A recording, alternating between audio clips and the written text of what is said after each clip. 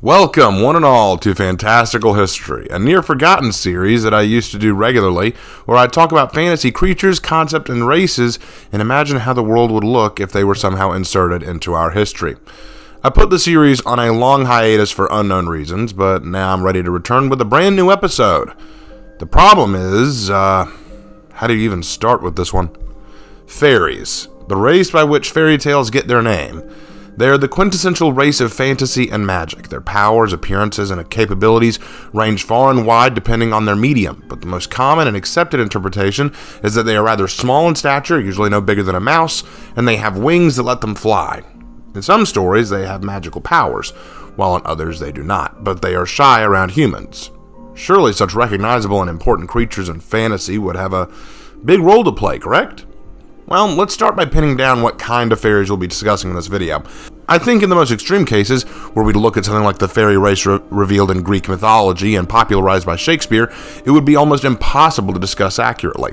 The entities like Titania and Oberon, queen and king of the fairies respectively, are rather secluded and are fully capable of using magic to hide themselves and their kingdom from humans, only revealing themselves by accident and being fully capable of erasing our memories or convincing us our interactions were all dreams.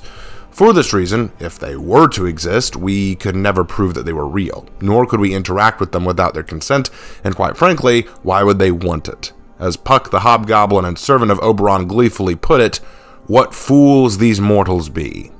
The fairies of Greek myth have little regard for humans and their ways. They look down on us, and frankly, they have every right to. Our civilization, advanced as it is, cannot compete with the powers of those fairies, who only take a passing interest in the affairs of mortals.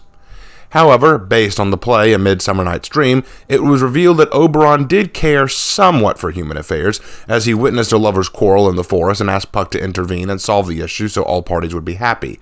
And Titania herself was also somewhat interested in a human noble wedding, as she had particular investment in the well-being of the groom. In fact, Oberon and Titania had every intention of blessing the marriage, so it could be possible that they'd take a more passive role in human affairs, but nothing direct. And for this reason, and this reason alone, I don't think we'll be working with that kind of fairy, because honestly, if we were, we'd have to argue that those fairies would never be discovered by us, so they wouldn't have any impact on our reality. So I'll work instead with the Tinkerbell fairy, small in size, gifted with wings, limited magical ability, and mostly sparse. Would these fairies have an impact on our world? Frankly, no. As I've said before, the difference between enslavement, war, and negotiation largely has to do with power one party holds over the other, the desire or need for resources, and both parties' willingness to exchange goods. In this case, who holds the power between fairy and human? Given the limited magical ability seen in most fairies, I doubt they would be able to wage any meaningful war against humanity. In the film Ferngully, it took a whole rainforest of fairies just to seal away one logging machine.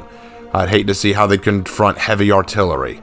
Their magical capability is incredibly limited. In Tinkerbell from Peter Pan, it's actually limited by a single statement: "I don't believe in fairies," which is a phrase that can literally kill her and other fairies.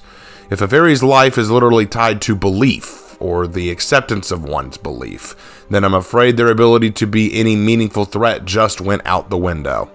Their size is also an obvious disadvantage, meaning their only hope in war with humans would be their magic. And again, we have no context as to the limitations of fairy magic. So without the means to wage war on humans, trade and negotiation would be their best recourse, right? Well, yes. However, what would they have in trade?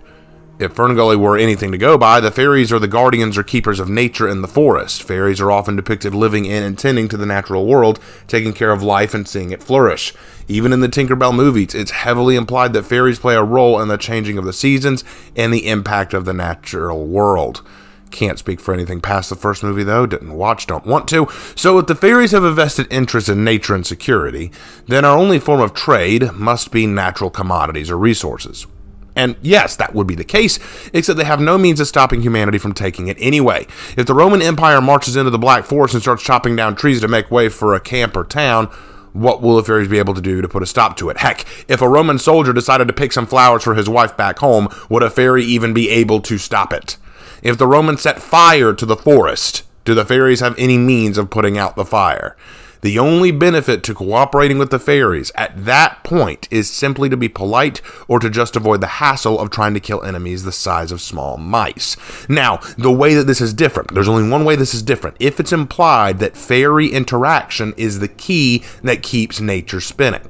If we act under the assumption that without fairies, nature could not function on its own, the seasons could not change without the help of fairies. If we act under that assumption, then the fairies have more leverage.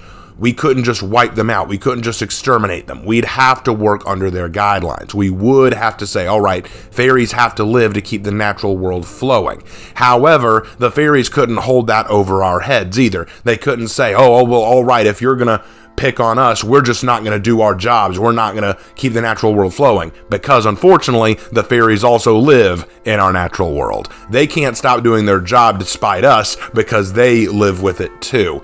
If you live on the same world as humans, you can't destroy the world to spite humans. You're only going to hurt yourself. So even though that may be a way to keep them alive and keep us from wiping them out, it doesn't guarantee that they're going to have any kind of leverage over us. So there is that.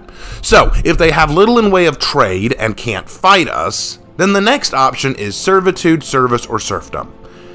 Yeah, that would be a nice way of putting it. More accurately, they might be seen as pets, or perhaps the way you'd see bees in your garden.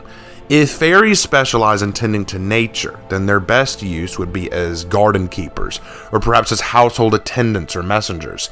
Fairies would eat far less than a human, and wouldn't be costly in terms of taking care of, to provide them food and a small place to rest, and perhaps a fairy would be willing to assist in day-to-day activities.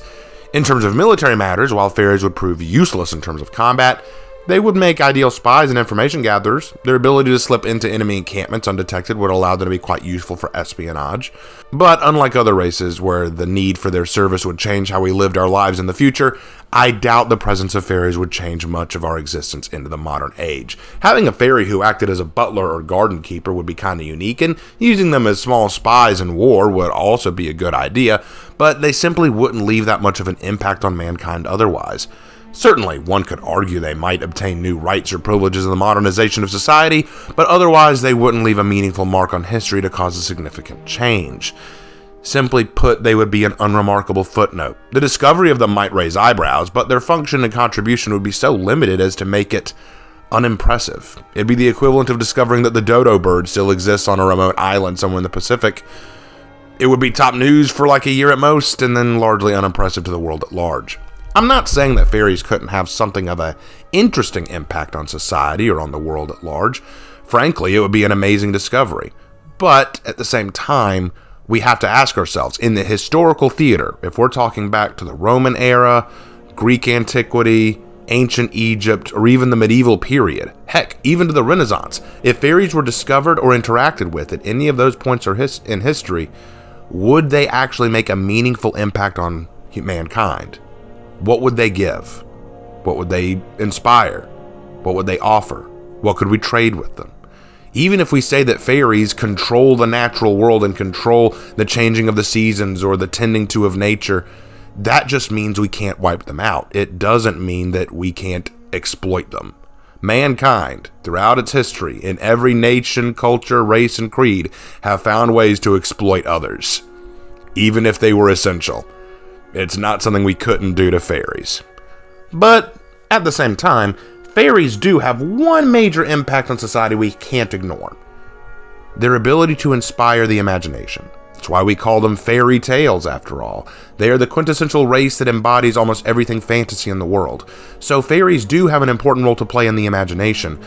But if they come out of the imagination and enter the physical, tangible, real world, much of that mystique and amazingness that makes up the fairy and what they are fades away quickly, sad as it is.